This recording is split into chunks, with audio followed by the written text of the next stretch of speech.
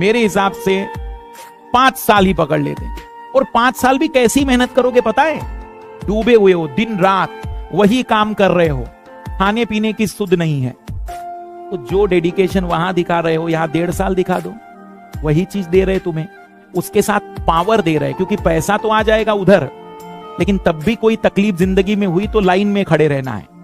यहां तुम जहां खड़े होंगे, लाइन वही से शुरू हो जाएगी।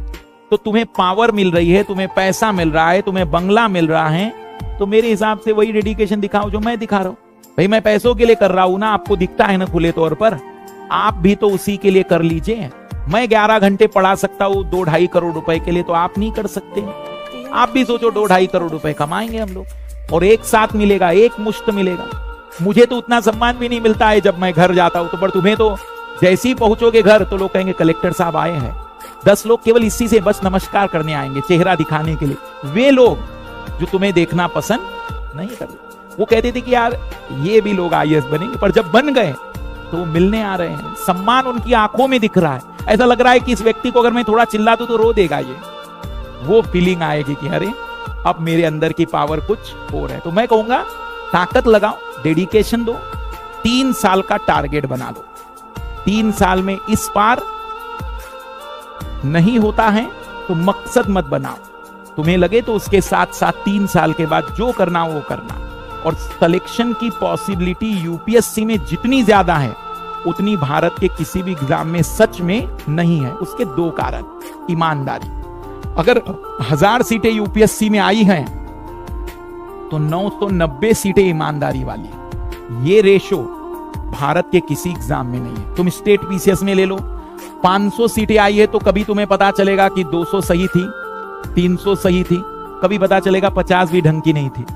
बिहार एक सेंटर पर पूरी एग्जाम ही चल रही अलग से, ऐसा भी हो सकता है। हरियाणा दर्दनाक स्थिति में। MP वाले बेचारे 2014 का पेपर दिया है, मेंस लिख कर आ गए हैं, अभी तक रिजल्ट नहीं आया। कौन सा ईयर चल रहा है ये? क्या करना चाहिए इस बच्चे ने?